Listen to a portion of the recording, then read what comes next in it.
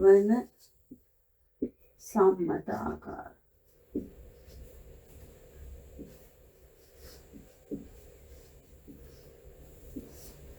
ඒ කියන්නේ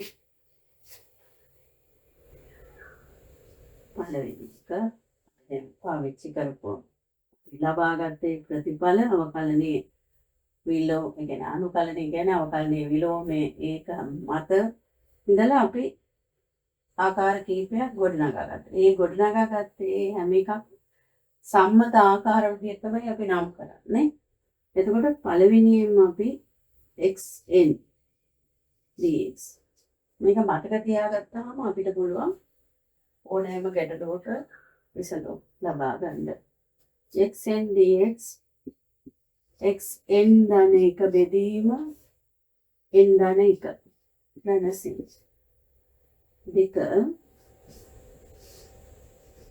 ax ධන b වල n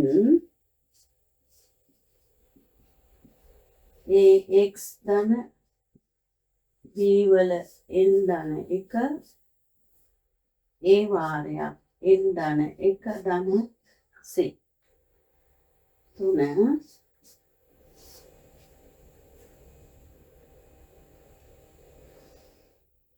dx ඒ කියන්නේ lnx අවකලනය කරාම අපට ලැබෙන්නේ 1/x නෑ 1/x අනුකලනය කරාම අපට ලැබෙන්නේ lnx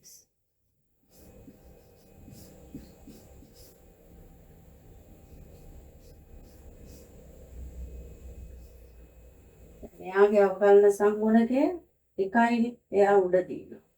ඒකට එයා lnx ධන c. ඒ විදිහටම අපිට පුළුවන් ඕනෑම ශ්‍රිතයක් හරයේ තියෙන ශ්‍රිතයේ අවකලන සංගුණකය ලවයේ තියෙනවා නම් අපිට ඒකේ අනුකලනය කියන්න පුළුවන් ln හරයේ ශ්‍රිතය fx ධන c.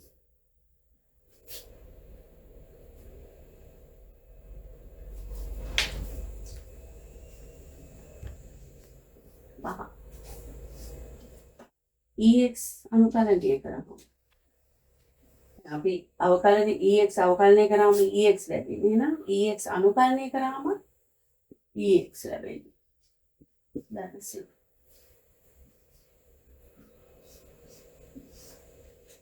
ඊවල ax අනුකලනය කරාම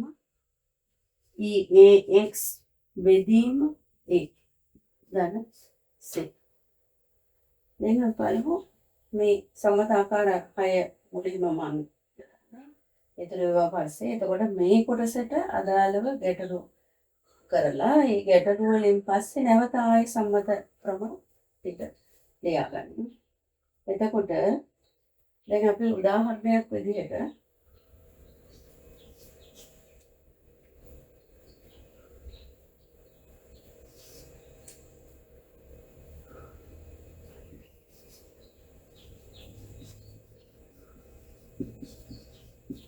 මේවා ගත්තාම අපි මීට ප්‍රථමත් මේ වෙනි ගැටලු කරා. මොකද සම්මත ආකාර කරන් පස්සේ මම මේ නැවත කරන්නේ. එතකොට ඒ යටතේ මේක කරන්න තියෙන්නේ අර ප්‍රමේයවල් අනුව මේ කඩනවා. නියත පිටත ගන්නවා. මේ විදිහට අනුකලනය කඩා ගන්නවා. x වර්ගය අනුකලනය කරාම x වල තුන්වෙනි බලය බෙදීම 3 ධන 4යි x වර්ගය බෙදීම 2 ධන 5යි x ධන c. මේකේ අවසාන ප්‍රතිඵලය x බෙදීම 3 ධන 2යි x වර්ග ධන 5යි x ධන c.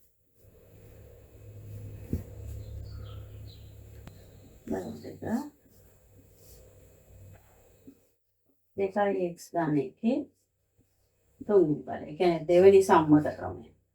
මේක ඊට කලින් ගැටලු කරා. නැවතත් අපි මේ කරන්නේ. එතකොට දෙකයි x ධන 1 හතරවෙනි බලය. 4යි මෙන්න මේ අවකලන සංගුණක 2. දැන් c. එතකොට ලැබෙනවා 8න් 1යි 2යි x ධන 1යි 4 ධන c. ඊට පස්සේ ඊළඟ ගැටලුවට මම යනවා. දැන්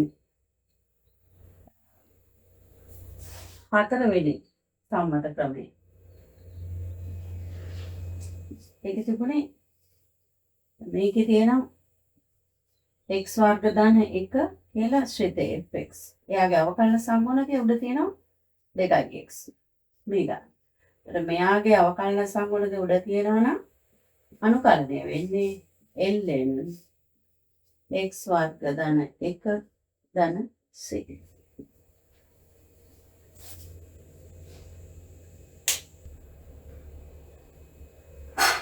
ඊළඟට හතරවෙනි ක්‍රමයට යනවා.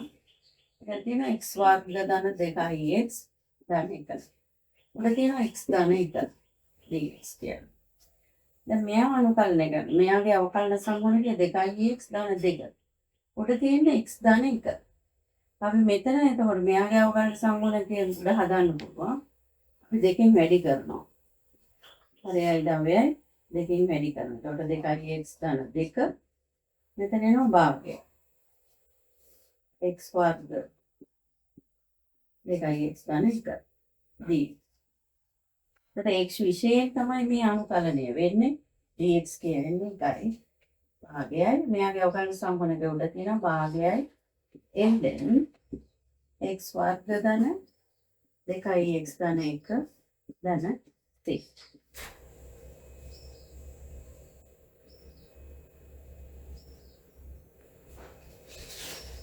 ඊළඟ e වල 2x dx නෑ. e වල ශ්‍රිතයක් අනුකලනය කරාම අපි මේක e වල ax ආකාරයයි. එතකොට e වල ax අනුකලනය කරාම සම්මත ආකාරයෙන් තිබුණා. e වල ax බෙදීම a. එහෙනම් මෙයා e වල 2x බෙදීම 2 ධන c.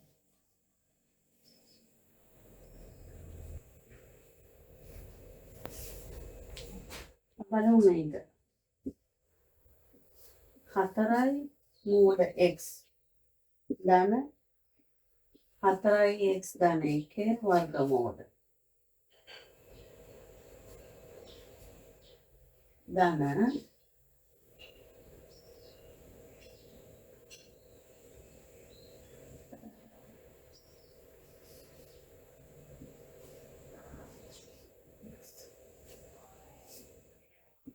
dx අනුකලනය.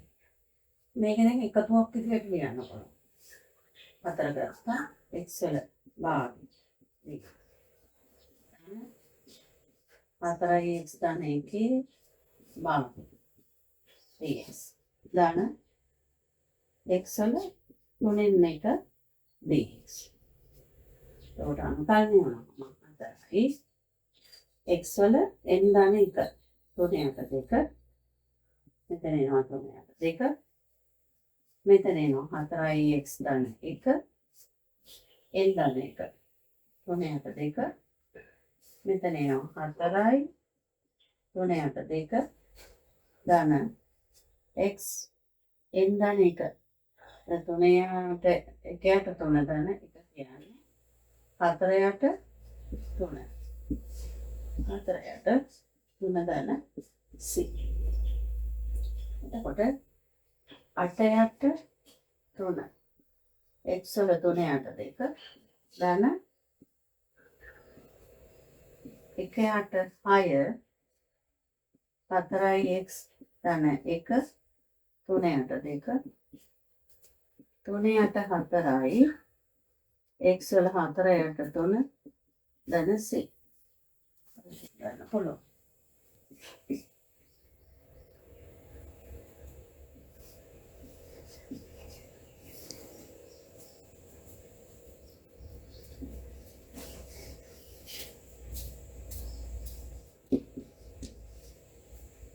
මේකේ ඝන මූලය. කොට dx තුනරින 7යි එක්කල ඍණ 3යි. ඔඩ එන්නේ 3 ඍණ 7යි එක්සල n දාන එකනේ. 1 ඍණ 3න් 1. ඒ කියන්නේ 1 ඍණ 3න් 1 2 යට 3. මෙතන ඉන්නේ ඍණ 7යි 2 යට 3 දැන් c. උඩ අපිට එනවා ඍණ 3 යට 4යි 3 ඍණ 7යි x වල 2 යට 3 දැන් c.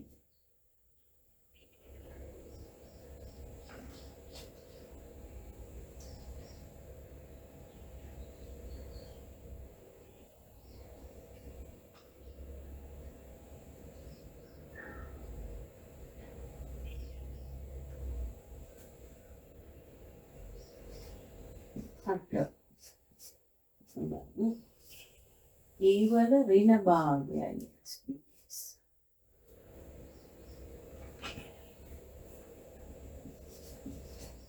ඊවල ඍණ භාගයයි x. එතකොට එන්නේ ඊවල ඍණ භාගයයි x ඍණ භාගය c. ඍණ 2යි ඊවල ඍණ භාගය